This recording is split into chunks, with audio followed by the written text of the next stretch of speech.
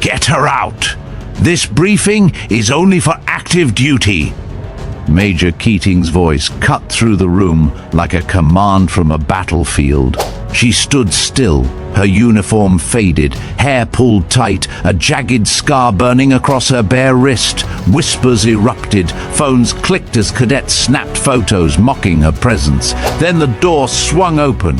General Castillo's eyes locked on that scar, his face drained of color. He slammed his laptop shut and commanded, "She takes my seat. Silence, listen carefully. This is the lesson no manual can teach." The room fell dead silent. Who was she? What did that scar hide? Where are you watching from? Comment below and subscribe to the channel for stories behind the scars. The early morning sun filtered through the tall windows of the briefing room at Luke Air Force Base. The room buzzed with the restless energy of eager young officers. Cadets fresh from training, their faces sharp with ambition and nerves. Today's briefing was meant to be a highlight, a deep dive into the latest F-35 combat tactics. It was a chance for the next generation to absorb knowledge critical to their survival in the skies. But in the midst of the orderly rows of new faces, one figure entered quietly, unnoticed at first. Lieutenant Colonel Dana Rourke moved with the steady calm of someone who had lived through more storms than most of the people gathered there. Her uniform was faded, frayed at the edges, the kind of wear that only years of service and hardship could imprint. Her hair was pulled back tightly into a no-nonsense bun, exposing a face marked by quiet resolve and lines earned through experience. Most striking of all was her left wrist, bare of any sleeve, revealing a jagged scar that twisted from her wrist up her forearm. It was a scar like no other, a remnant of a near-fatal incident that had changed the course of her life. As Dana stepped into the room, the murmur of whispers rippled immediately through the ranks. Eyes darted toward her, some filled with curiosity, others with thinly veiled skepticism. Major Brent Keating, a sharp-featured man with the stern demeanor of a career officer, spotted her almost immediately. His eyes narrowed as he pushed back his chair and stepped forward, his voice cutting through the chatter like a blade. "Ma'am, this briefing is for active duty personnel only," he said crisply, his tone laced with authority and a hint of dismissal. "You weren't invited." Dana met his gaze steadily. She said nothing. A few feet behind Keating, a young cadet, Kyle Mercer, smirked as he pulled out his phone and snapped a quick photo. Within seconds, he sent the image to their group chat with a mocking caption, "Grandma F-35 incoming." The words were meant to sting, to belittle, to erase the woman's presence. But Dana did not flinch. Instead, she slowly turned, preparing to leave the room without a scene. But just then, the heavy door creaked open wider. General Raymond Castillo entered with the commanding presence of a man used to having all eyes on him. He carried a laptop under one arm, his face calm but his eyes sharp and scanning. Then his gaze landed on Dana's exposed wrist. Time seemed to slow. He froze, the room holding its breath. The general's face paled momentarily, and the laptop snapped shut with a startling finality. "This scar," he said, his voice low but carrying to every corner of the room. "That's from the 2007 ejection failure. She's the first pilot to survive it." There was a stunned silence. The mocking whispers died.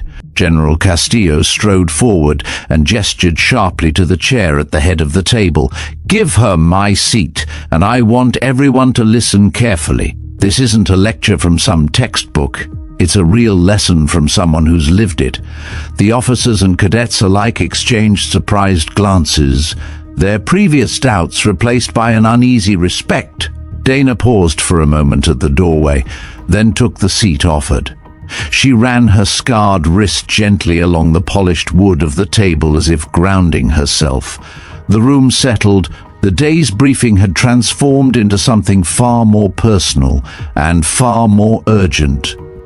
"Let me tell you what survival really looks like," Dana began, her voice steady but carrying the weight of years of pain and perseverance. Not the kind you read in manuals, but the kind that burns into your skin. The tension in the briefing room was palpable. For a moment, the only sound was the faint hum of the air conditioning and the rustling of papers as General Castillo gestured toward the chair at the head of the table. "Lieutenant!" Colonel Dana Rourke rose from her spot by the door and moved forward with the quiet confidence that comes from experience born in the fire of real combat and real survival. She sat down deliberately, placing her scarred wrist on the polished wood of the table, the jagged burn mark catching the morning light filtering through the blinds. The officers and cadets turned their attention fully to her now, their earlier mockery replaced by a mix of curiosity, disbelief, and something bordering on awe.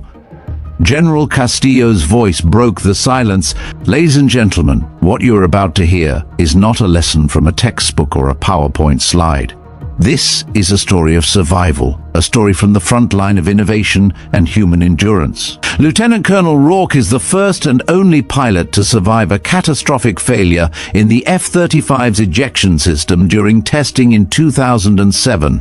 A murmur rippled through the room. Some officers exchanged glances, others leaned forward, eager to hear more. Dana took a deep breath. In 2007, the F-35 program was still in its infancy. The technology was groundbreaking, but it was untested in the most brutal way possible, live ejection tests. On that day, the ejection seat malfunctioned. The system triggered prematurely, ejecting me at an altitude and velocity the seat was never designed to handle. Her voice was steady but low, each word carrying the weight of experience. The canopy shattered violently behind me. The shockwave was like nothing I'd ever encountered. I was thrown into the sky, unprotected and disoriented. The parachute deployed late, and I blacked out. When I woke up, I was in a hospital bed, with burns covering much of my left arm and side. The doctors told me I was lucky to be alive. General Castillo nodded solemnly. The official reports never named her. She was simply Pilot A, a faceless figure lost in classified documents. But she was very much alive, and her fight was just beginning. Dana's gaze swept the room. After that incident, I was sidelined, told my injuries made me unfit to fly. I was reassigned to technical roles, analyzing data, rewriting protocols, but never allowed back into the cockpit. A cadet in the front row, Cadet Ramirez, shifted uncomfortably. "But why weren't you allowed to fly again? Wasn't your experience invaluable?" Dana's lips tightened. "Because my story was inconvenient. It contradicted the narrative of perfection that the program wanted to sell. My survival highlighted flaws no one wanted to admit." The room was silent again, the gravity of her words settling in. Suddenly, Major Keating spoke up, his voice tight but controlled.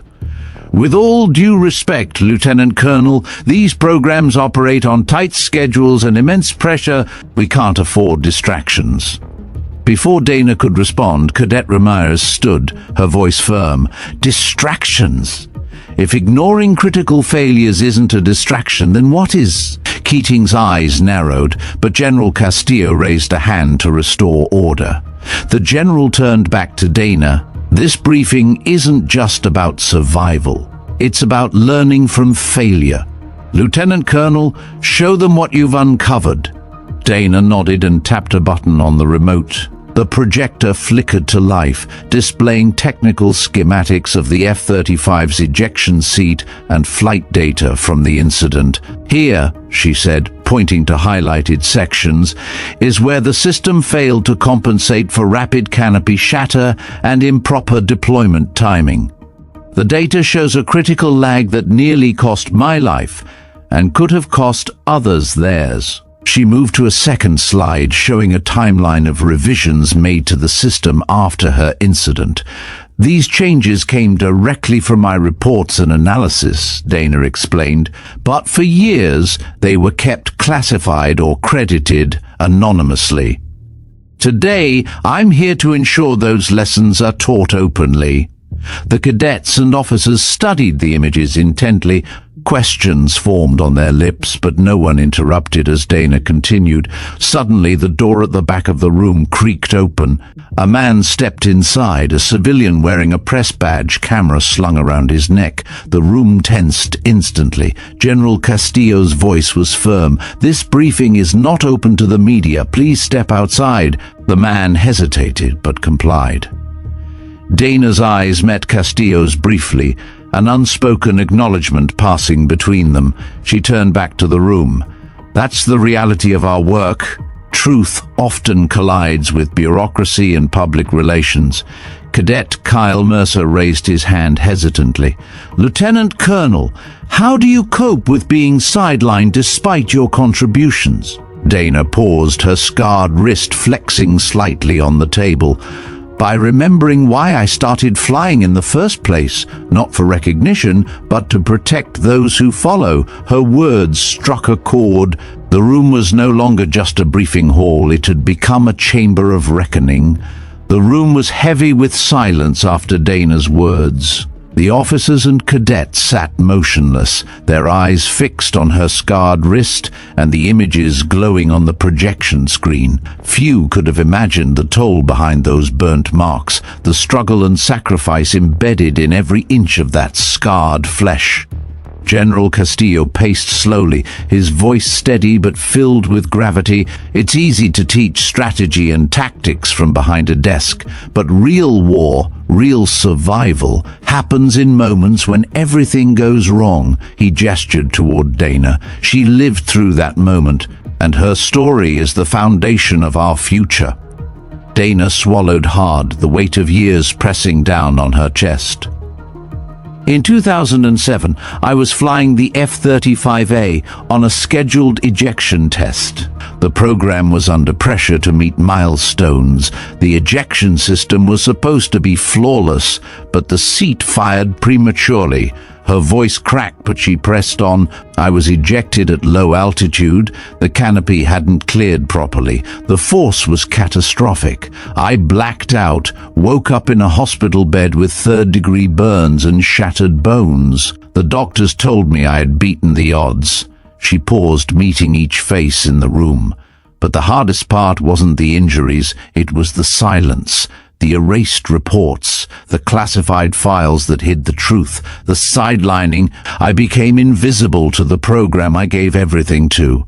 Cadet Ramirez clenched her fists, tears glistening. "How did you keep going?" Dana's gaze softened. "I reminded myself I was flying for those who would come after me, for the pilots who deserved better." Major Keating shifted uneasily. "Your bravery is unquestioned, Lieutenant Colonel, but times have changed, the program evolves." Dana leaned forward. "Evolving means learning from the past, not burying it."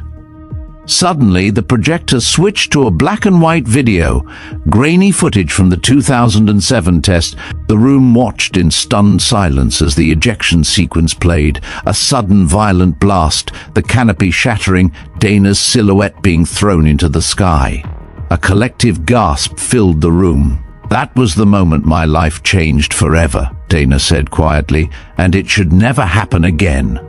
General Castillo stepped in. After the incident, Lieutenant Colonel Rourke worked tirelessly behind the scenes. Her technical reports, often ignored publicly, were instrumental in redesigning the ejection protocols. He looked toward Major Keating, and yet the program chose not to highlight her contributions. Keating's jaw tightened. Dana's voice rose, fueled by years of frustration. "When survival depends on flawless systems, every failure is a lesson. But when lessons are hidden, lives are at risk." The room was silent again, the impact of her words sinking in. Then Cadet Mercer raised his hand, voice trembling. "Lieutenant Colonel, what would you tell young pilots about fear?" Dana's eyes softened. "Fear is real, and it can save your life if you respect it. But fear without preparation is paralyzing. Train hard, know your equipment, and never ignore the warning signs." General Castillo nodded approvingly.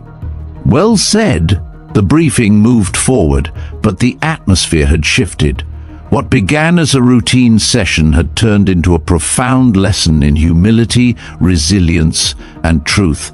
The room remained engulfed in a heavy silence after Dana's testimony. The dim glow from the projector cast long shadows across the faces of the cadets and officers alike, their expressions shifting from disbelief to quiet reverence. Each person wrestled internally with the gravity of what they had just witnessed, the raw, unvarnished reality behind the carefully constructed facade of military precision. General Castillo broke the silence with a measured tone. What Lieutenant Colonel Rourke has shared with us is not merely an incident of equipment failure. It is a stark reminder of the human element in warfare. Machines may falter, but it is the spirit and resolve of those who pilot them that truly define victory. Dana's eyes scanned the room, meeting the gaze of each cadet, as if trying to instill within them the significance of her words. When I was ejected, I lost control over everything, my aircraft, my environment, my fate, but it was that moment of vulnerability that forged my determination. The ejection seat malfunctioned, yes, but the protocol was incomplete, the data insufficient. She stepped toward the large whiteboard on the side of the room, where technical diagrams were hastily sketched. The F-35's ejection system was designed with multiple fail-safes, but the scenario I experienced was an anomaly no one predicted. The sequencing, the timing, it all failed at once. I was propelled into the sky before the canopy had fully detached, exposing me to immense forces that should have killed me instantly.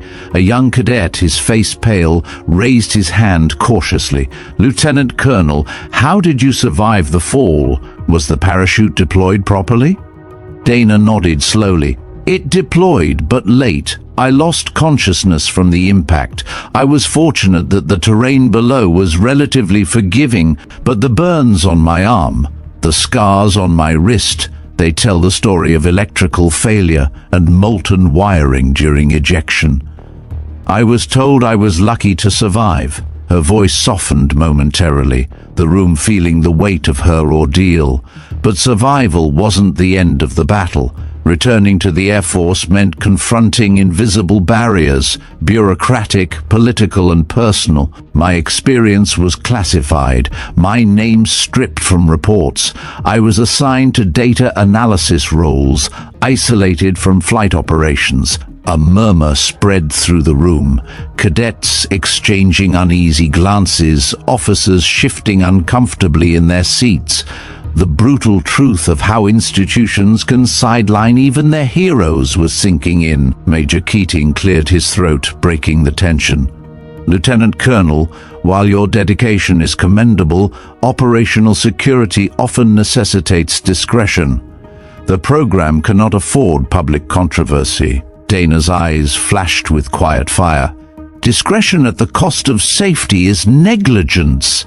The flaws I survived are still lessons to be learned, not secrets to be buried." The room erupted in soft but firm agreement.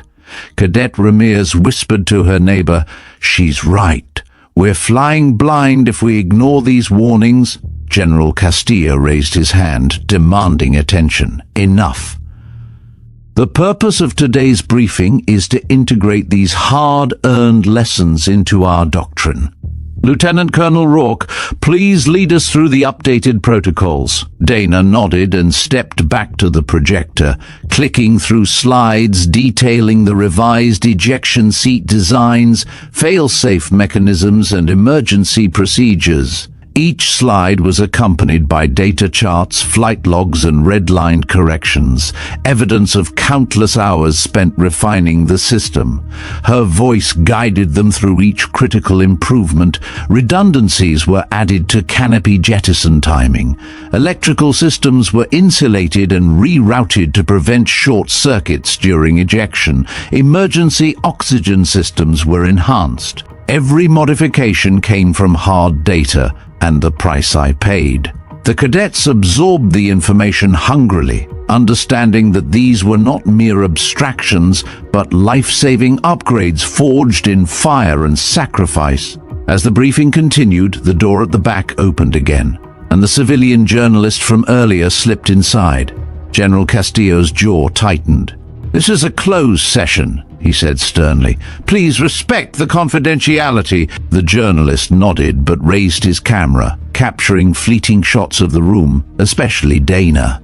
She caught his gaze and gave a small, knowing smile. "Sometimes truth needs to be seen." The journalist lowered his camera, recognizing the gravity of the moment. Dana turned back to the room. "I want each of you to understand that behind every safety protocol and every technical manual, there is a story, a human story. We must honor those stories by learning, adapting, and never becoming complacent." Her eyes locked on Cadet Mercer, who lowered his head in silent acknowledgement. General Castillo stepped forward to conclude the session. "This briefing marks a turning point. We are no longer just students of war, we are its stewards. Let us carry these lessons forward for the sake of every pilot who takes to the skies." As the room began to disperse, Dana gathered her notes, her scarred wrist flexing softly in the light. Outside the room, the Arizona sun beat down, casting long shadows across the tarmac where F-35 seconds waited silently for their next mission. The legacy of sacrifice, resilience, and truth lingered in the air, a silent vow that the past would not be forgotten. The buzz of conversation that had filled the briefing room slowly faded as Lieutenant Colonel Dana Rourke stepped away from the projector. Her presence had transformed the day's session into something far more profound than a routine review of tactics and technical updates. The cadets and officers lingered, the weight of her testimony settling deeply into their minds. Outside, the dry Arizona heat seeped through the walls, but inside, a chill of solemnity hung in the air. Dana glanced around the room, noticing the array of expressions. Some faces showed admiration, others skepticism, still flickered, but all bore the unmistakable imprint of respect. This was no longer just a briefing, it was a reckoning. She cleared her throat softly, deciding to speak plainly, to strip away the layers of military formality that often shielded the truth. "I want to tell you about what came after," she began, her voice steady yet imbued with raw emotion. "After surviving the ejection, after the physical healing, came the battle to reclaim my purpose." Many leaned in, drawn to her words. "The Air Force didn't want to lose me, but it also didn't want me to fly again," she continued. "My injuries were real, yes, but more real was the fear I represented, the fear of admitting vulnerability in a program touted as the pinnacle of military technology." Dana's hands, steady despite the tremor beneath, gestured toward the scars along her forearm. "This scar is not just a reminder of pain. It's a symbol of what happens when we put blind trust in systems and forget the human behind the controls." Cadet Ramirez, emboldened by Dana's openness, raised her voice. "How did you cope with that rejection? With being sidelined when you had so much to offer?" Dana smiled faintly. "By remembering why I flew in the first place, not for glory, but to protect those who would come after me. I dedicated myself to the work behind the scenes, data analysis, writing reports, rewriting protocols. I became a guardian of safety in shadows." Major Keating folded his arms but said nothing, his gaze fixed. The general spoke next, his tone more contemplative. "Your story challenges us all. It reminds us that progress is never perfect, and sometimes the greatest lessons come from failure." Dana nodded. "Exactly, and failure must be confronted openly. I want to share with you how we used my experience to overhaul the emergency ejection protocols." She gestured to the screen again. A new slide appeared, a detailed flowchart showing revised safety procedures. The system now includes multiple redundancies. Sensors double-check canopy clearance. The ejection seat's timing mechanism is tested against every conceivable failure mode. Emergency oxygen supplies have been upgraded to support unconscious pilots. Her voice was precise, technical, but beneath it lay a fierce determination. As much as technology advances, human oversight and feedback remain critical. I was fortunate to survive, but not everyone is. A hush fell over the room. Suddenly, Cadet Mercer broke the silence, his voice quieter, more reflective. "Lieutenant Colonel, do you ever fear going back into the cockpit?" Dana's eyes flickered with a shadow of pain, then resolve. "Every day. But fear is a tool, not an enemy. It teaches respect for the machine and the mission." She looked around, meeting the gaze of every cadet. "If you don't fear what you fly, you don't respect it. And if you don't respect it, you don't survive." General Castillo nodded approvingly. "Let this be your lesson. Courage is not the absence of fear, but the will to act despite it." The cadets absorbed the gravity of his words. Dana then shared stories from the months following the accident, the grueling rehabilitation, the loneliness of recovery, the frustration of being silenced. She told them about the late night poring over flight data, cross-referencing every anomaly, every discrepancy, about writing reports that were shelved, about colleagues who turned away. But most of all, she spoke of her unwavering commitment to safety and to those who would fly after her. A murmur of appreciation spread through the room. As the session drew to a close, General Castillo made a solemn announcement. "Today we honor not just a pilot, but a pioneer. Lieutenant, Colonel Rourke's efforts saved countless lives and shaped the future of the F-35 program." He looked at Dana with deep respect. "Her legacy will be part of every pilot's training from this day forward." Dana smiled softly, her scarred wrist resting lightly on the table. "I don't want thanks, I want vigilance. Learn from the past, prepare for the unknown." The cadets filed out, transformed. Some approached Dana, seeking to shake her hand, while others simply bowed their heads in silent acknowledgement. Outside, the sun blazed overhead, but inside the room, a new light had been kindled, a beacon of truth and courage. The atmosphere in the briefing room had shifted. What began as a routine technical review had become an impromptu lesson in perseverance and sacrifice, carried by the weight of Dana Rourke's presence and the story etched into her scarred skin.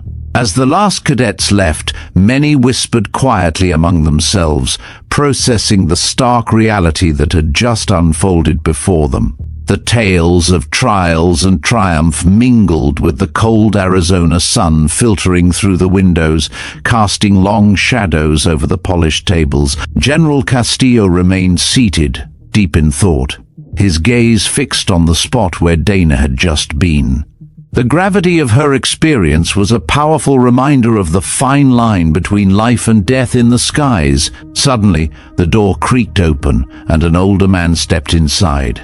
A man with silver hair and a weathered face marked by years of service and quiet strength. He carried a worn leather briefcase and wore the badge of a senior engineer with Lockheed Martin. Dana turned and smiled softly. "I didn't expect you here today, Tom." The man, Thomas Everett, returned the smile with a nod. "I had to come. You deserve to be seen and heard, Dana, not hidden in classified files." He opened his briefcase and pulled out a stack of documents, yellowed at the edges but meticulously preserved. "These are the original flight data logs and engineering reports from the 2007 tests," he said, laying them gently on the table. General Castillo looked up, his expression mixing surprise and respect. "Mr. Everett, it's an honor." Everett nodded. "Thank you, General. Without Dana's bravery and the data she gathered, we wouldn't have had the evidence to push for the redesigns that saved countless lives." He motioned toward the documents. "These reports show the exact sequence of failures: the canopy jettison delay, the electrical shorts in the seat ejection controls, the timing mismatch that nearly cost Dana her life." Dana leaned in, tracing the lines of technical diagrams with her finger. "Every detail I remembered, every anomaly I reported is here." Everett continued. For years, these documents were buried under layers of secrecy. The program's leadership feared the impact on funding and reputation, but truth has a way of surfacing. General Castillo clasped his hands. Your perseverance ensured these lessons were not lost. Your story has reshaped how we train and protect our pilots. Dana glanced around the room, now empty except for the three of them. It's not just about me, it's about every pilot who might face the same nightmare. We owe it to them to keep fighting. Everett nodded solemnly. And that fight continues. New challenges arise with every generation of technology, but thanks to you, the human element remains at the forefront. Dana smiled faintly. The scars we bear are reminders, warnings that technology alone can't guarantee survival. Suddenly, the room's tension was broken by the sound of approaching footsteps. Cadet Ramirez entered, carrying a notebook, her eyes bright with determination. Lieutenant Colonel Rourke, sir, she said respectfully, I wanted to thank you. Your story inspired me to push harder in my training. Dana looked at her warmly. Thank you, Ramirez. Keep that fire alive. That's how we change the future.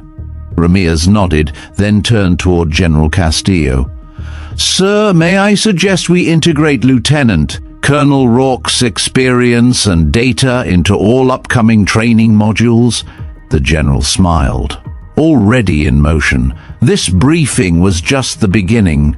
As the sun dipped lower outside, casting a warm glow across the base, Dana felt a quiet sense of closure. Her journey, marked by pain, silence, and perseverance, was no longer a hidden chapter. It was a beacon, lighting the path for those who would soar after her. The early light of dawn barely touched the horizon when Dana Rourke found herself alone in the quiet corridors of Luke Air Force Base. The echoes of yesterday's briefing still lingered in her mind. The way the room had fallen silent, the faces of the cadets transformed by her story. Yet, despite the external acknowledgement, an internal battle raged on. The scars on her wrist weren't just reminders of survival. They were a testament to the cost of truth, in a world often reluctant to face it. She paused before a glass display case in the hallway, her reflection merging with the images of other heroes, faces frozen in time, trophies of valor and sacrifice. She wondered how many stories like hers had been muted, buried beneath protocol and politics. As she touched the glass, a sudden voice startled her. Lieutenant Colonel Rourke! She turned to see General Castillo approaching, his demeanor softer than usual, eyes reflecting respect and something else, perhaps understanding. May I walk with you? He asked. They strolled toward the runway, where jets waited silently beneath the rising sun. I wanted to say thank you, he began, for reminding us all what it truly means to serve. Dana nodded, appreciating the rare sincerity. The program's progress owes much to your perseverance, Castillo continued, but I sense your fight isn't over. Dana sighed. No, General, the system improved, yes, but the shadows linger. The bureaucrats who hide behind red tape still exist. The real challenge is changing mindsets. Their conversation was interrupted by the sudden roar of an F-35 taking off, its sleek form climbing swiftly into the sky, a silent tribute to the sacrifices that had paved its path. Later that day, Dana found herself in the training simulators, surrounded by cadets eager to learn. She observed quietly as they grappled with complex scenarios, their eyes bright with determination but unaware of the shadows lurking behind each decision. One cadet, young and nervous, faltered during a stealth approach simulation. Dana stepped forward, offering guidance steeped in hard-earned wisdom. Respect the aircraft, she said gently. Respect the unknown. Her words resonated deeply. Throughout the day, Dana held discussions with training officers, advocating for deeper integration of real-world experiences into the curriculum. She pushed for candid conversations about failure, emphasizing that acknowledging vulnerability was a strength, not a weakness. In a conference room, she met with engineers and flight safety officers. They pored over data, dissecting flight records and incident reports. Her insights, born from pain and survival, shaped new protocols aimed at safeguarding lives. Evenings were spent reviewing documents and writing detailed analyses, a continuation of the silent battle to ensure no pilot faced the dangers she had endured unprepared. Yet, amidst the progress, Dana faced moments of isolation. Old wounds reopened when reminded of the sidelining she had endured, the unspoken doubts about her capabilities. But resilience was her armor. One afternoon, Cadet Ramirez approached her privately. "Lieutenant Colonel, your story inspired me. I want to be more than just a pilot. I want to be a guardian of those who fly after me." Dana smiled, seeing in the cadet the flame she herself once nurtured. "Then you carry the torch," Dana said, "and that's how change begins." As the weeks passed, Dana's presence became a fixture at Luke Air Force Base. Her scar, once a mark of tragedy, became a symbol of perseverance and hope. The pilots who trained under her gaze learned more than tactics. They learned humility, courage, and the importance of truth. Her journey was far from over, but with each day, the shadows receded, replaced by a legacy that would outlive her scars. The days following the groundbreaking briefing unfolded with a frenetic energy unlike anything Dana had experienced in years. Luke Air Force Base seemed transformed, not by the machines that roared overhead, but by a collective awakening among its personnel. The walls that had once echoed with routine drills and technical jargon now vibrated with earnest conversations about survival, sacrifice, and the human cost of flight. Dana found herself at the center of this transformation. Her experiences, once confined to whispered rumors and classified files, had become a beacon for change. Yet with this new visibility came scrutiny and challenge. Old bureaucratic forces stirred uneasily, resistant to the transparency and candor she championed. One crisp morning, Dana entered the command center, greeted by a flurry of activity.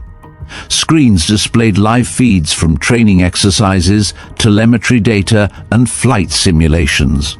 Officers bustled about, coordinating schedules and debriefs. But today, Dana's focus was fixed on a meeting with the base's top safety officers and training commanders, a gathering she had requested to push forward reforms. The conference room was spacious and stark, the long table polished to a high sheen, reflecting the resolute faces gathered around it. General Castillo presided, his presence lending weight to the proceedings. "Thank you all for coming," Dana began, her tone commanding yet collaborative.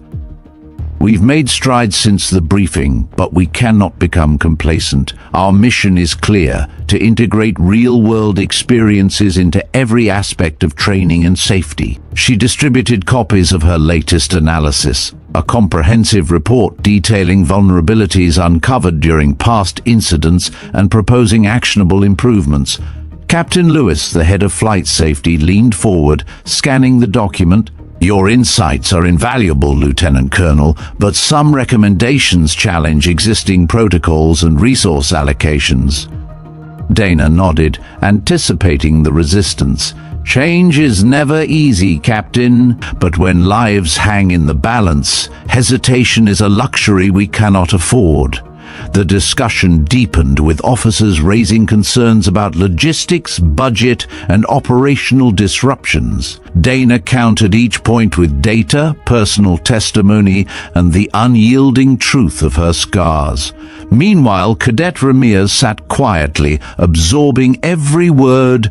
Later, she would describe the meeting as a turning point, not just for the program, but for her own understanding of leadership and responsibility. As the day wore on, Dana moved between departments, consulting with engineers, instructors, and psychologists.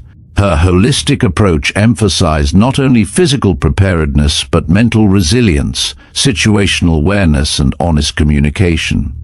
In the simulation lab, she observed a training scenario designed to replicate an emergency ejection. The cadet at the controls struggled under pressure, the tension palpable. Dana's guidance was gentle but firm, encouraging calm and precision. "Trust your training," she advised, "but also trust yourself. The cockpit can be unforgiving, but fear need not be paralyzing."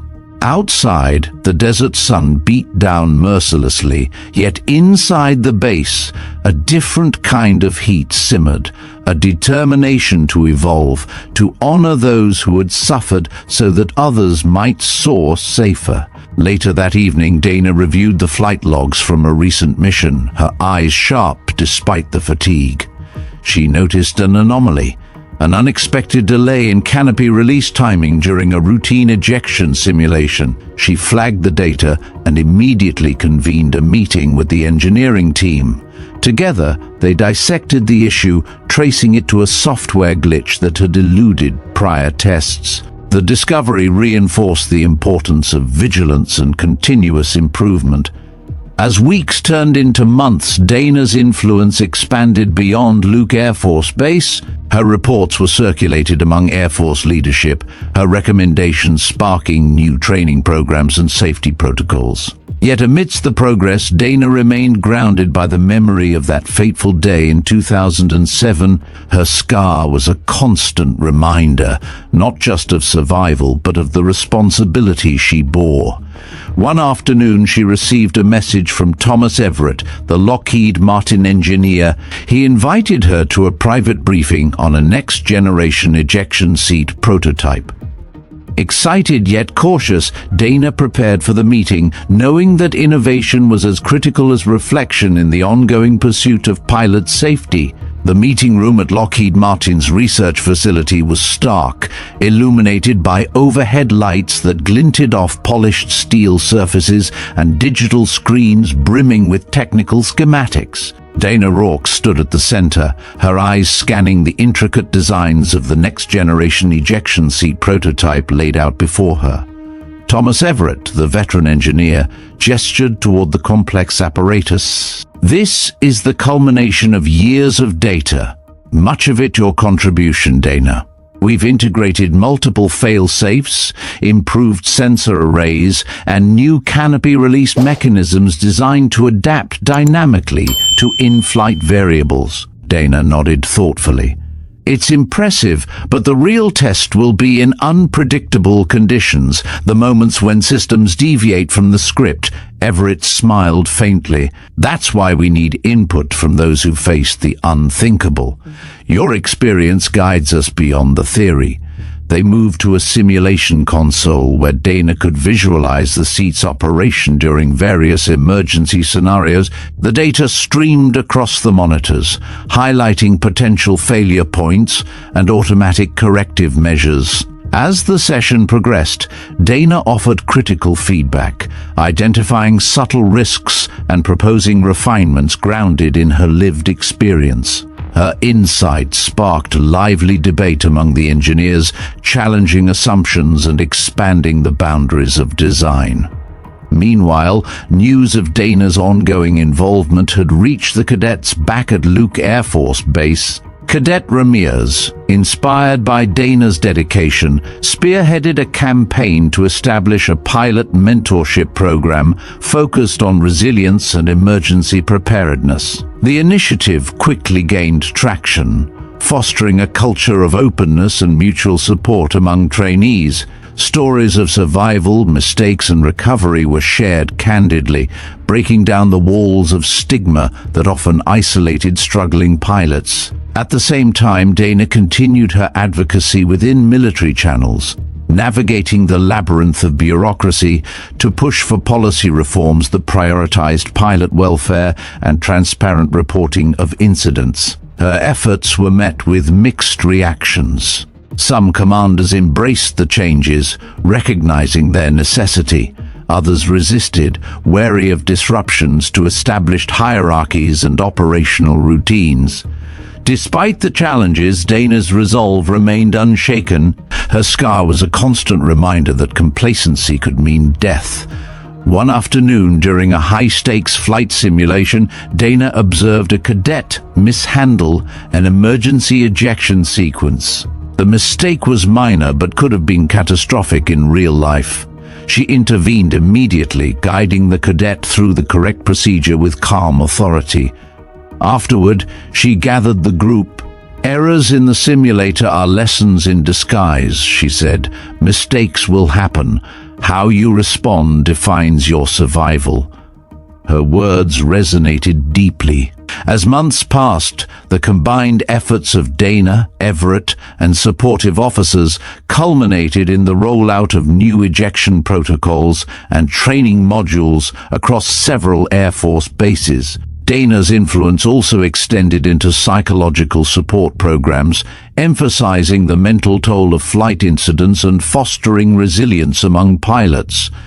Yet, amid progress and accolades, Dana remained humble. She continued her quiet routines, often visiting the memorial wall honoring fallen pilots, reflecting on the sacrifices woven into the fabric of the Air Force.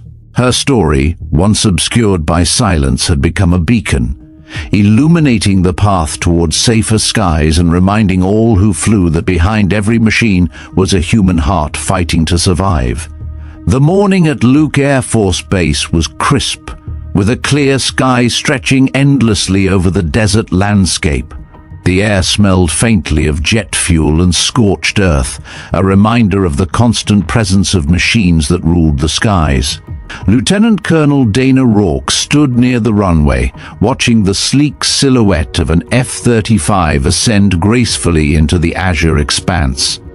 It was a moment she often savored, a bittersweet mix of pride and pain. That aircraft symbolized the pinnacle of human ingenuity and courage, but for her, it also carried memories of peril and sacrifice. The scar on her wrist throbbed faintly under the morning sun, a constant companion on her journey. As she turned away, she noticed a group of cadets approaching, led by none other than Cadet Ramirez, her face alight with determination. "Lieutenant Colonel," Ramirez called out, her voice steady despite the nerves she often felt around Dana. "We're ready for the mentorship session." Dana smiled, nodding. "Good. Let's make it count." Inside the briefing room, the atmosphere was charged with anticipation. The mentorship program Dana had helped initiate had grown rapidly, becoming a cornerstone of the training curriculum. It was a space where cadets could share vulnerabilities, ask questions without fear, and learn from the hard-won lessons of those who had flown before them.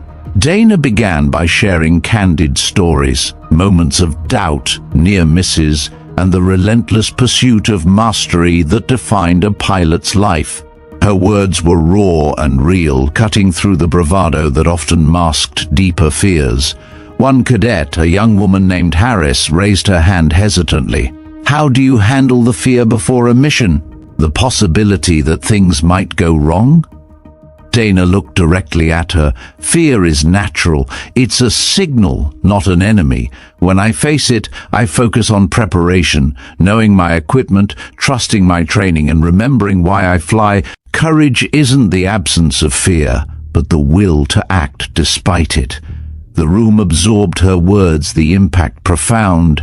After the session, Dana moved to the simulation lab, where cadets were engaged in complex flight scenarios designed to test their responses under pressure. She observed closely, offering guidance, correcting mistakes, and encouraging resilience. Her presence was a reminder that the line between life and death in the cockpit was razor-thin and that every decision mattered. Later that day, Dana convened with engineers and safety officers, reviewing data from recent training exercises. Her keen eye spotted anomalies, minor deviations in ejection timings that, though not immediately dangerous, signaled potential risks. She advocated for immediate investigation and swift action, emphasizing the lessons learned from her own experience. The collaborative efforts led to new protocols, refining systems to enhance pilot safety further. Amidst the progress, Dana received an unexpected invitation to speak at a military leadership conference.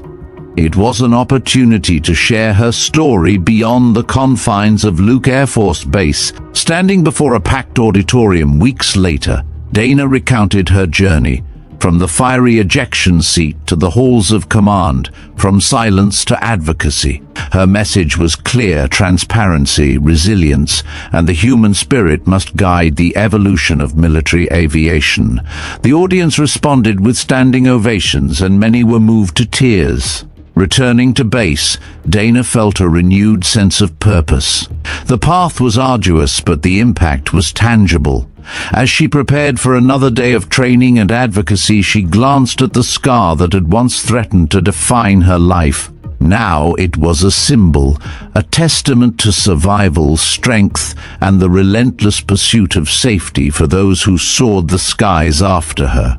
The weeks following Dana's leadership conference brought a steady ripple of change across the Air Force community. Her story, once confined to a small circle of insiders, was now inspiring a broader movement toward transparency and pilot safety. Yet, with recognition came fresh challenges: bureaucratic hurdles, political resistance, and the personal toll of carrying such a heavy burden.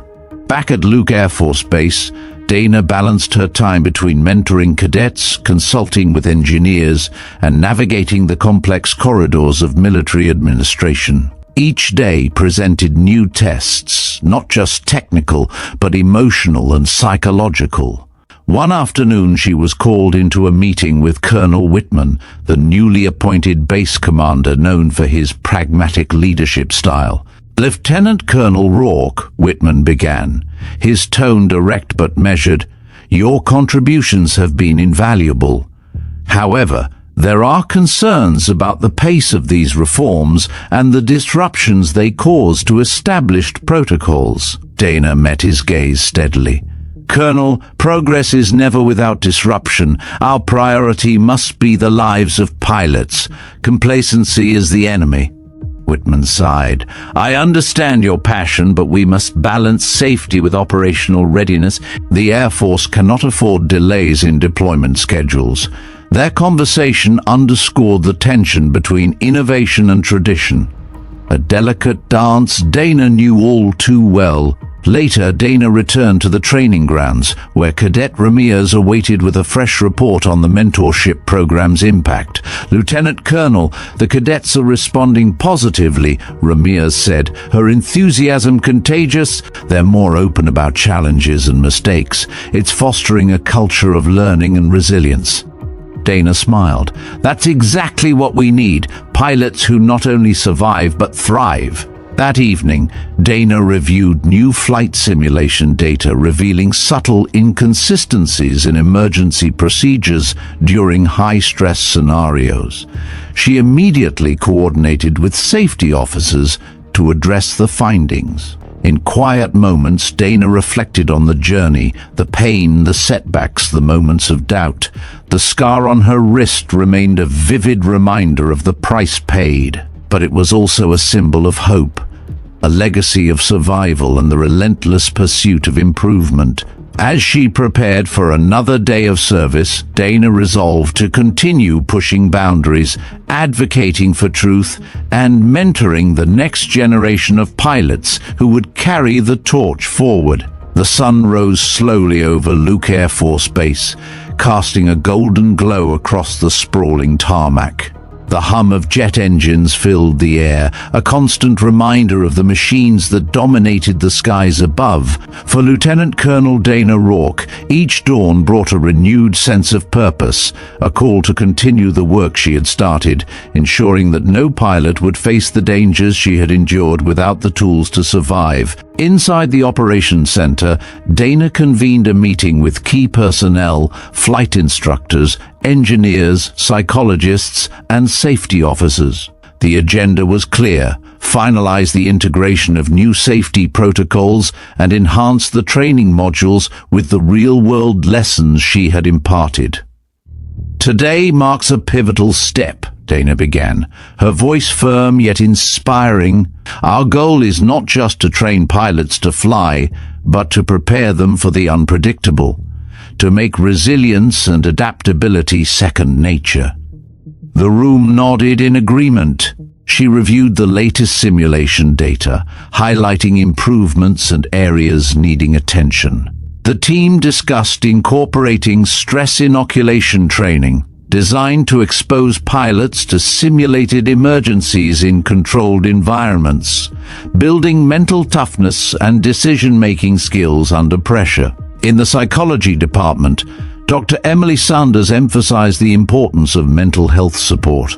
Pilots face immense stress, trauma, and isolation. Our programs must address not only physical preparedness but emotional resilience, Dana agreed. A holistic approach is essential. We fly with our minds as much as with our hands. Over the following weeks, training sessions involved cadets participated in immersive scenarios replicating high-stakes emergencies, guided by instructors who incorporated Dana's insights. The mentorship program flourished, fostering open dialogues about fear, failure, and recovery. One evening, after a grueling day, Dana found herself walking the perimeter of the base. The desert air was cool, and the stars began to twinkle above. She reflected on the journey. From the fiery cockpit of 2007 to this moment of transformation. Her thoughts were interrupted by the arrival of General Castillo, who joined her quietly. "You've changed this place," he said softly. Dana smiled. "We've changed it. Together." Their conversation turned to the future, emerging technologies, potential threats, and the ongoing mission to protect those who soared the skies.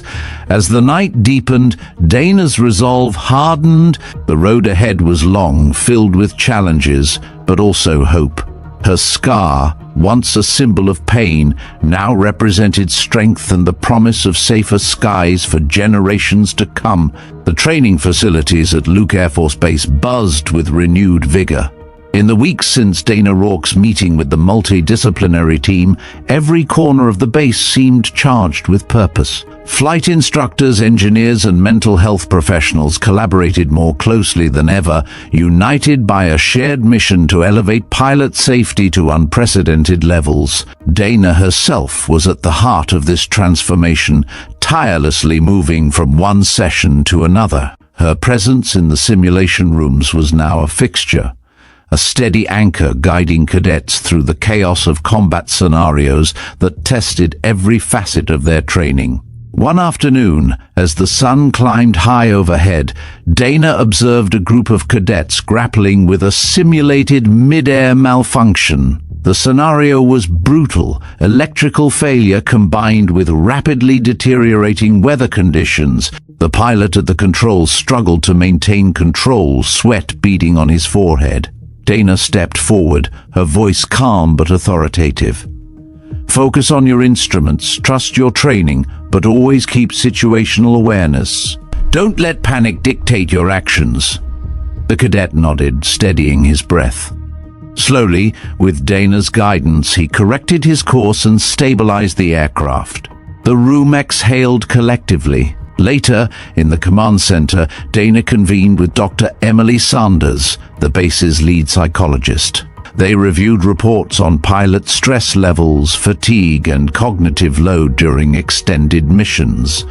"The mental toll is enormous," Dr. Sanders noted. "We're integrating mindfulness and resilience training, but the stigma around seeking help remains a barrier." Dana's eyes hardened with determination. "We need to break that barrier. No pilot should suffer in silence." Together, they drafted plans for confidential counseling services and peer support groups, emphasizing that strength came from acknowledging vulnerability. Meanwhile, the engineering team reported breakthroughs in canopy release technology inspired by Dana's feedback. They developed a dynamic sensor array capable of adjusting to unexpected conditions mid-flight. Dana participated in live testing, experiencing firsthand the incremental improvements that could mean the difference between life and death. Outside the base, the community responded to the ripple effect of these changes. Families of pilots expressed gratitude for the renewed emphasis on safety, while veterans reached out to Dana, sharing their own stories of survival and loss. In quieter moments, Dana returned to the memorial wall, tracing the names etched in stone. Each name represented a life interrupted, a reminder of the stakes involved. Her scarred wrist ached faintly, a constant companion on this journey. As twilight descended, the base quieted, but Dana's work continued. She pored over flight logs, analyzed incident reports, and drafted proposals for future enhancements. She understood that the path toward safer skies was ongoing, a relentless pursuit fueled by memory, courage, and an unwavering commitment to those who would follow. The next generation of pilots trained beneath her watchful eye, carrying forward lessons forged in fire and resilience. Dana smiled softly, knowing that while her story was just one among many, it had sparked a change that would echo far beyond the desert horizon. The following morning, Dana arrived early at the base's medical center. The psychological toll of flying high-performance jets under extreme conditions was a subject she'd grown passionate about. Pilots who survived ejection incidents often faced long-term mental health challenges, nightmares, anxiety, and isolation. These invisible wounds could be as debilitating as physical injuries. Inside, she met with a group of pilots who had returned from deployment. Their faces told stories of battles both external and internal. Dana listened carefully as they spoke of flashbacks and fear, emotions often dismissed or hidden within the military culture. "We need to create a safe space," Dana urged, "one where asking for help is seen as strength, not weakness." The group nodded, a sense of relief washing over the room. Plans were made to launch peer counseling groups and provide easy access to mental health professionals experienced with combat trauma. Back at the engineering wing, Dana joined a team testing the latest iteration of the ejection seat safety systems. The prototype incorporated feedback loops and adaptive mechanisms designed to react to rapid environmental changes. As the test progressed, Dana monitored every parameter closely, aware that even minor improvements could save lives. "Dynamic canopy jettison timing has been enhanced," explained lead engineer Marcus Lee. "It now senses turbulence and pilot position in real time." Dana's eyes narrowed with approval. "Good. That kind of adaptability is critical." Later, she met with Cadet Ramirez, who shared progress reports from the mentorship program. The initiative had transformed from a small pilot project to an essential part of the base's culture. Cadets were opening up about fears and failures, learning that vulnerability was a step toward mastery. Ramirez smiled. "We're building a community that supports, not judges." Dana felt a swell of pride. "That's the future I want to see." As dusk approached, the base hosted a ceremony honoring pilots who had made extraordinary sacrifices. Dana stood beside General Castillo, watching as medals and commendations were awarded. The moment was poignant, a reminder of the human cost behind every mission. After the ceremony, Dana walked alone toward the flight line. The stars began to sparkle overhead, the vastness of the sky a silent witness to the countless stories of courage. She touched her scarred wrist, feeling the subtle ache. This mark was more than a memory. It was a promise to those who risked everything.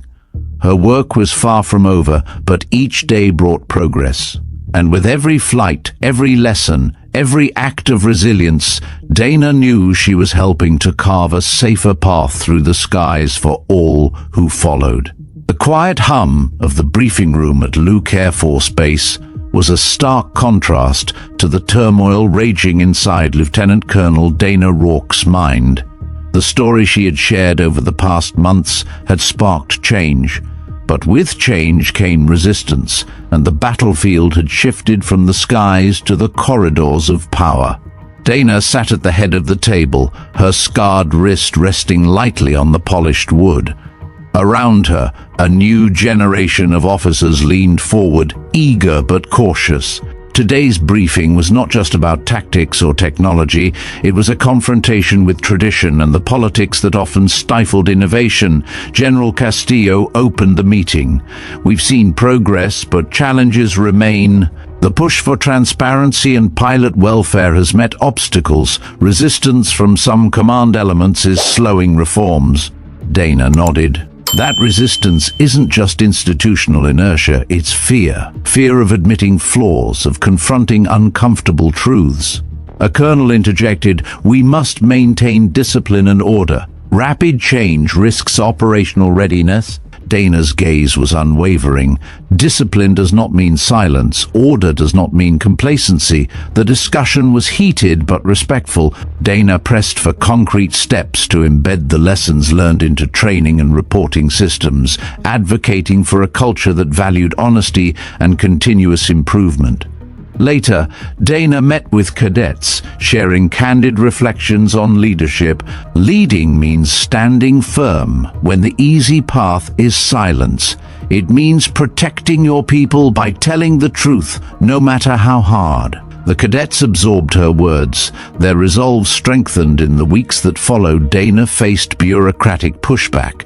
Budget cuts delayed safety upgrades, and some senior officers questioned the necessity of certain protocols. Yet Dana's determination never faltered. She collaborated with allies inside and outside the military, leveraging data and personal testimony to advocate for change. Her efforts culminated in a high-profile review panel convened to assess pilot safety programs. Dana was invited to present her findings alongside engineers and psychologists. Standing before the panel, she spoke plainly, "Our pilots deserve transparency, support, and systems that acknowledge human vulnerability. Ignoring these factors endangers lives." Her testimony was powerful, swaying opinions and galvanizing support. As the panel's recommendations were adopted, Dana felt a cautious optimism. The road ahead was long, but the foundation for lasting change had been laid. Back at the base, Dana watched as cadets trained with renewed purpose, their eyes reflecting the legacy of resilience and truth she had helped build. Her scarred wrist is a silent testament to survival and the relentless pursuit of safer skies. The momentum gained from the review panel invigorated the base's efforts. Dana's work was no longer an isolated mission, but a catalyst for systemic change. Throughout the next months, Luke Air Force Base became a hub of innovation and introspection. One afternoon, Dana received a call from General Castillo. His voice was grave but hopeful. "Dana, we have a new challenge. Reports from overseas deployments indicate unforeseen complications with emergency protocols under combat stress. We need your expertise on the ground." Without hesitation, Dana prepared for a deployment briefing to forward operating bases. This new phase demanded not only technical knowledge, but also the resilience to face the raw realities of war. At the deployment site, Dana quickly immersed herself in the environment, surrounded by pilots facing constant danger, where every second counted and mistakes meant lives lost. She coordinated with flight safety teams, conducted workshops, and provided hands-on guidance for emergency procedures under combat conditions. Her presence offered reassurance and hard-earned wisdom. Pilots, many younger than her when she survived the ejection incident, listened attentively as she shared stories and strategies.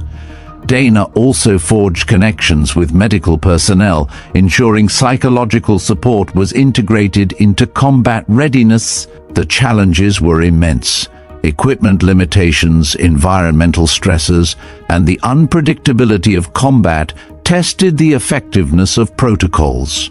Yet, with every hurdle, Dana's commitment only deepened.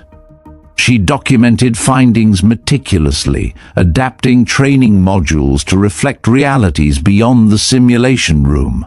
Back at Luke, cadets followed her deployments closely, inspired by her ongoing dedication. During a video call, Cadet Ramirez asked, "Lieutenant Colonel, what keeps you going through all this?"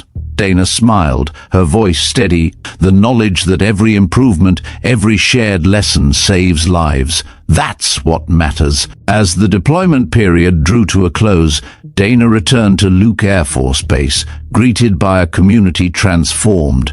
Pilots more prepared, instructors more aware, systems more robust. Her legacy, etched in scars and stories, had become the foundation for safer flights and stronger pilots. And while the skies remained unpredictable, the path she had carved was clearly marked by courage, truth, and unwavering resolve.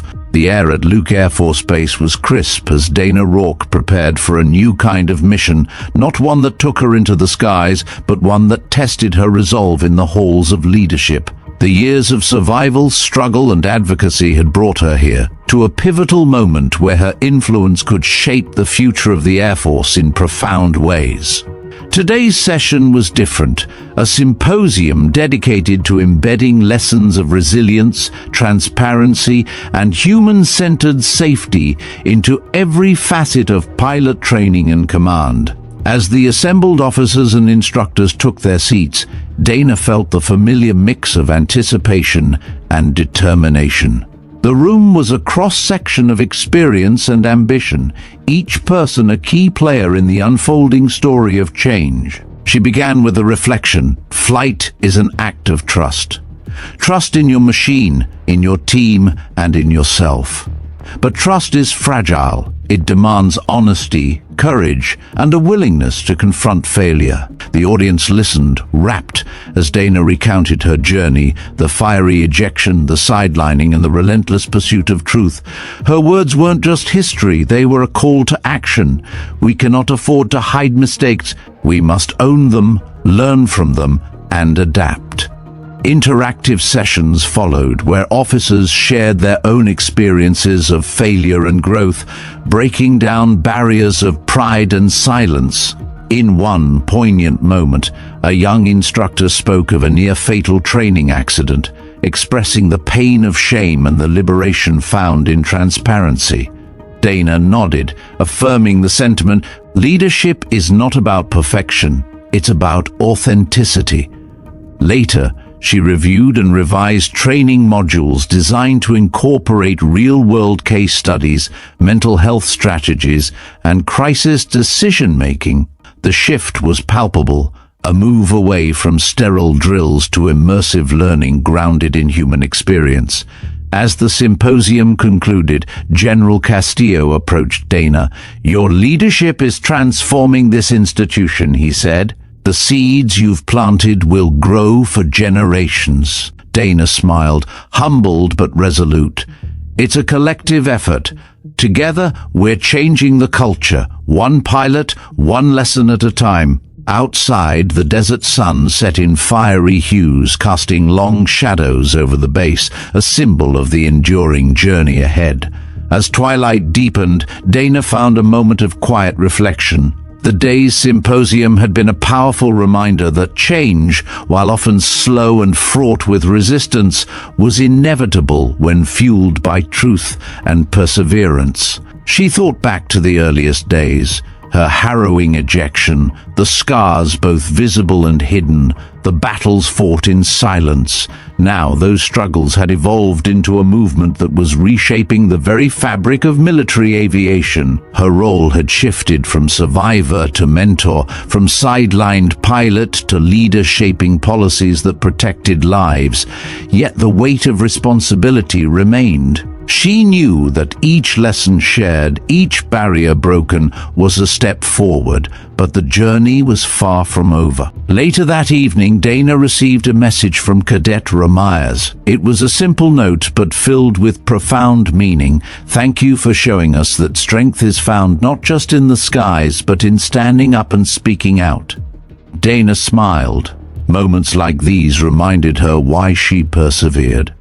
In the days that followed, the revised training modules rolled out across bases nationwide, incorporating real incident analyses, mental health components, and enhanced emergency procedure drills.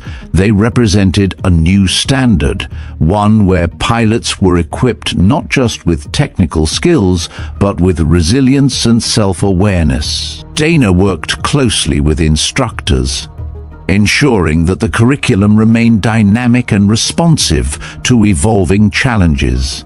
She championed the inclusion of mentorship programs, peer support networks, and open forums where pilots could share their experiences without fear of judgment. Her advocacy extended beyond the military. She engaged with aerospace engineers, policymakers, and veteran organizations, weaving a broad coalition committed to safer skies. One afternoon, during a visit to a flight training center, Dana met a young pilot named Lieutenant Harper. His eagerness was tempered by visible anxiety, a reminder of the immense pressures pilots faced. "Lieutenant Colonel," Harper confessed, "sometimes the fear feels overwhelming, like it might consume me." Dana regarded him with compassion. "Fear is a compass. It points to where you need to be vigilant. The key is not to let it paralyze you, but to let it sharpen your focus." She shared with him techniques she had learned over the years: controlled breathing, visualization, and grounding exercises, tools to harness fear, not be controlled by it. Harper nodded, visibly relieved. "Thank you. That means a lot."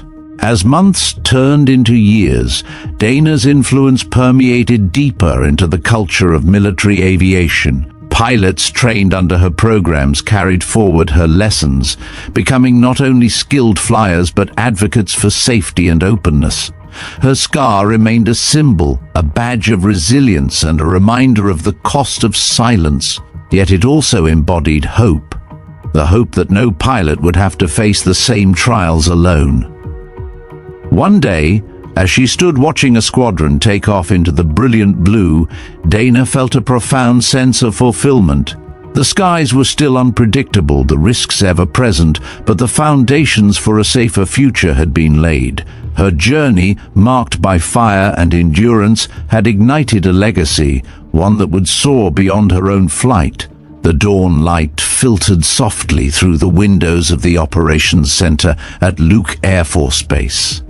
Lieutenant Colonel Dana Rourke sat quietly at her desk, reflecting on the journey that had brought her here, from a fiery ejection and years of silent struggle to becoming a beacon of change and resilience. Her path had been anything but ordinary.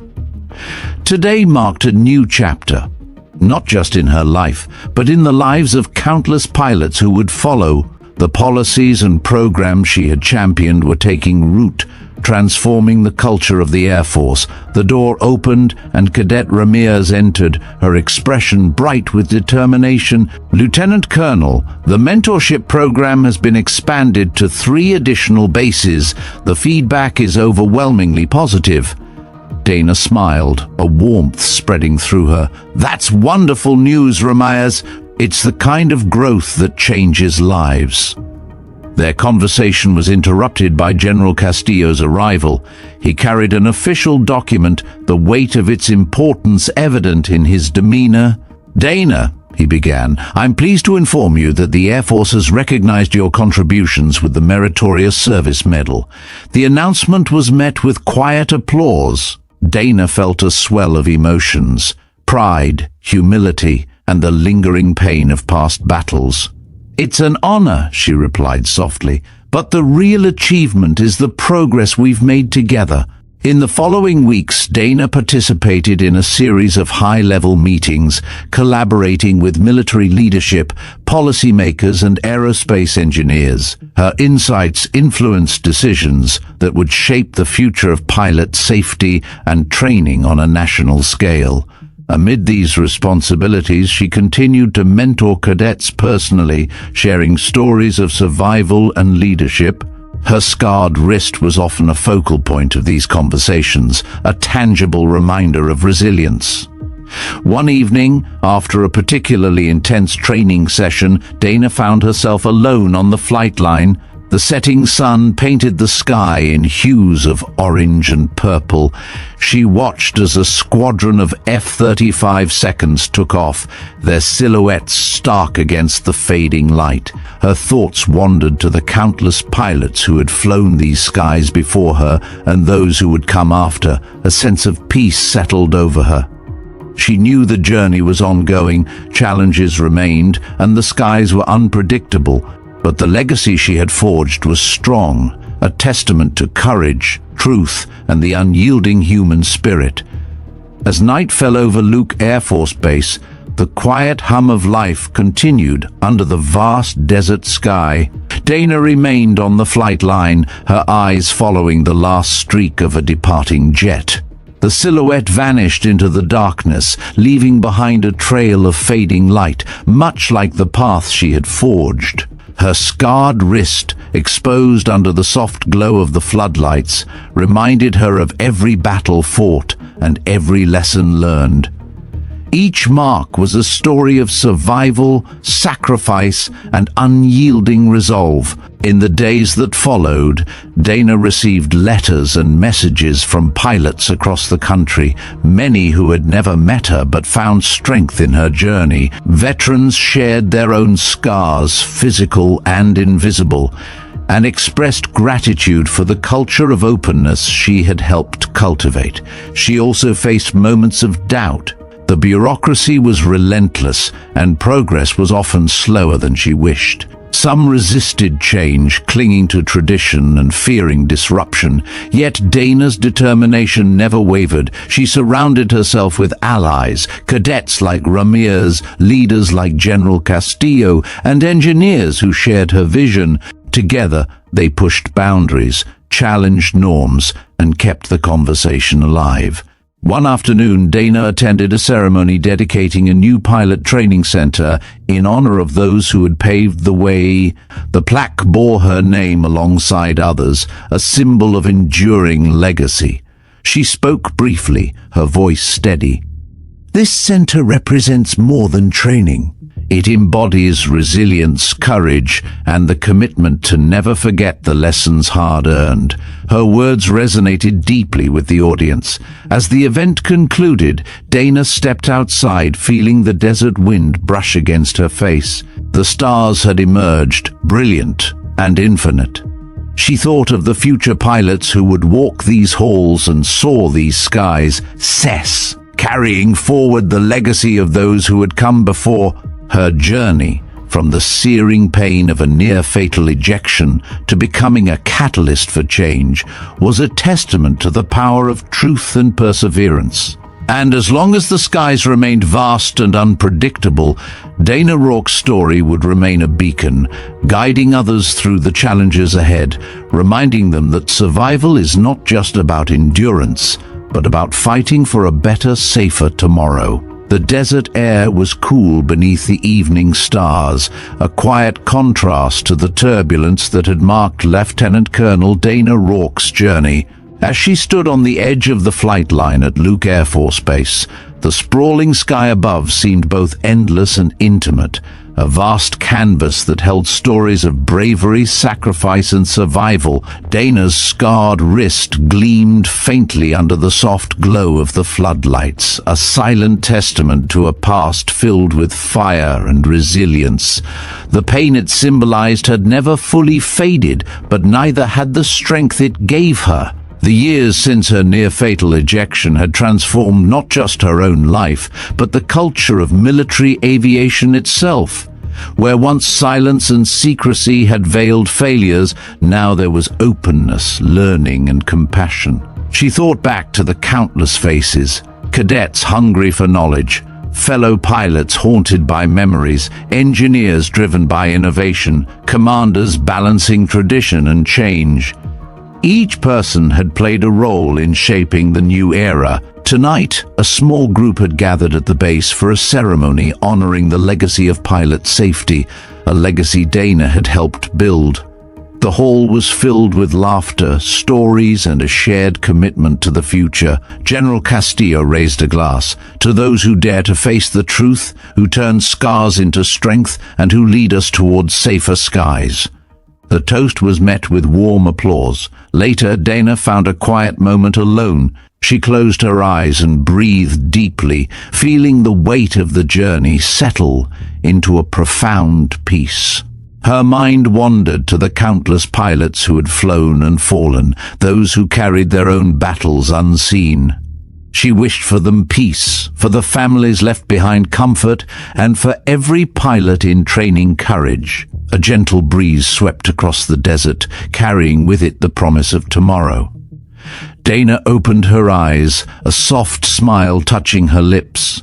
The road ahead would be long, filled with new challenges and unknown dangers, but she knew one thing with certainty: the story she had helped write was far from over. It was a story of resilience, truth, and hope, a story that would continue to inspire, protect, and guide for generations to come. And with that thought, Lieutenant Colonel Dana Rourke stepped forward into the night, ready to face whatever the skies would bring. Thank you so much for joining us on this incredible journey today. We've just witnessed the extraordinary story of Lieutenant Colonel Dana Rourke, a woman whose courage, resilience, and relentless determination transformed not only her own life, but also the lives of countless pilots who will soar through the skies long after her. Her story is a powerful reminder that behind every scar lies a lesson, and behind every struggle, a legacy worth honoring. Dana's journey, from a harrowing, near-fatal ejection to becoming a beacon of change within one of the most advanced military programs in the world, speaks volumes about the strength of the human spirit. It reminds us all that survival is not merely about enduring pain, but about using those experiences to fight for something greater: safety, truth, and the hope of a better tomorrow. We want you, our viewers, to carry this message with you, whether you're a pilot, a member of the military, or someone simply inspired by stories of perseverance. Dana's courage shows that no matter the obstacles, speaking out and standing firm can create profound change. It also challenges us to look beyond the surface, to see the hidden battles many fight silently, and to support one another with empathy and understanding. If Dana's story moved you as much as it moved us, please take a moment to hit that like button. Your support helps us continue bringing you real stories of extraordinary people who overcome adversity in ways most of us can hardly imagine. And if you haven't already, please subscribe to the channel. We're dedicated to sharing stories that uncover the courage, resilience, and truth behind the headlines. Stories that inspire, educate, and remind us of what it truly means to be human. We'd also love to hear from you. Where are you watching from? What part of Dana's journey resonated most deeply with you? Maybe it was her bravery during the accident, her struggle to be heard, or the way she transformed pain into progress. Share your thoughts, reflections, or even your own stories in the comments below. Your voices are a vital part of this community, and we read and appreciate every message. Remember, you're not alone in whatever challenges you face. Dana's story shows that even in the darkest moments, there's a path forward, a path built on resilience, truth, and the support of others who refuse to give up. Before you go, make sure to check out the next video on your screen. We have more incredible stories waiting for you, stories that reveal the strength, courage, and heart of ordinary people doing extraordinary things. Thank you once again for watching, for supporting our channel, and for being part of a community that values truth and resilience. Stay strong, stay inspired, and we'll see you in the next story.